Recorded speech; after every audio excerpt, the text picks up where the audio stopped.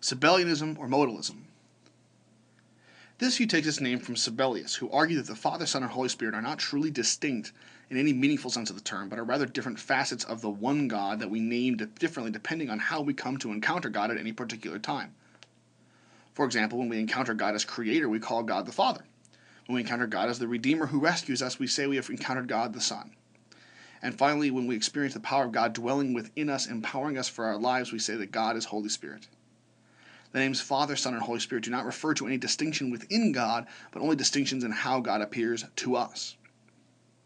What are traditionally called persons within the Godhead are really modes or ways of appearing to us.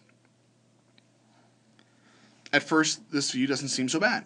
After all, why does it matter if we interpret what classical Christian theology is called the persons of the Trinity as our subjective experience of the one God who is far greater than we can fit into any one analogy?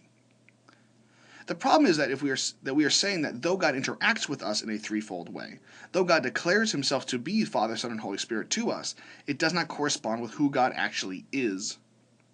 We're saying that there's a tremendous breach between who God is toward us and who God is in himself. If this is the case, we must ask the question, what then does Jesus tell us about God? This is an important question because if there is a gap between who God is in himself and who God is toward us, we must ask what God's activity toward us in Jesus Christ tells us about who God really is in God's own life. Finally, Jesus tells us nothing certain about who God is because Jesus refers to distinctions between himself and the Father and Spirit, which according to this view simply do not exist. Again, it must be stressed that the goal of Sabellianism was not to derail the faithful or to collapse the gospel. The goal was to preserve the oneness of God that was seen to be threatened by truly calling Jesus divine. However, by totally eliminating the distinctions between the persons, it results in making Jesus misrepresent God. This view grants that when God interacts with us, it is as Father, Son, and Holy Spirit, but denies that these distinctions have anything to do with who God really is. In the language defined above, it grants that there is an evangelical Trinity, but not an ontological Trinity. There was an ancient view that came to be known as Patripassionism, which means literally the Father suffers.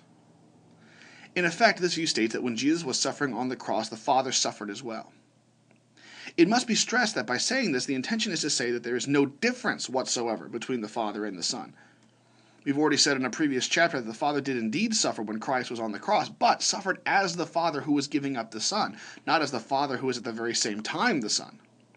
Or in other words, it was the Son who was crucified, not the Father, though the crucifixion of the Son was the cause of the Father's suffering, but in a different way. Some have said that the problem with this view is that it allows God to suffer. However, the fact that God suffers is only problematic if one presupposes from the beginning that God cannot suffer, and that to suffer is unworthy of God. If we press this line of thinking very far, we end up saying that either Jesus, as the one who suffers on the cross, is not really God, for God cannot suffer, or that he suffers only in his human nature, which ends up introducing a split between Christ's divinity and humanity, like in Nestorianism, discussed in chapter 3.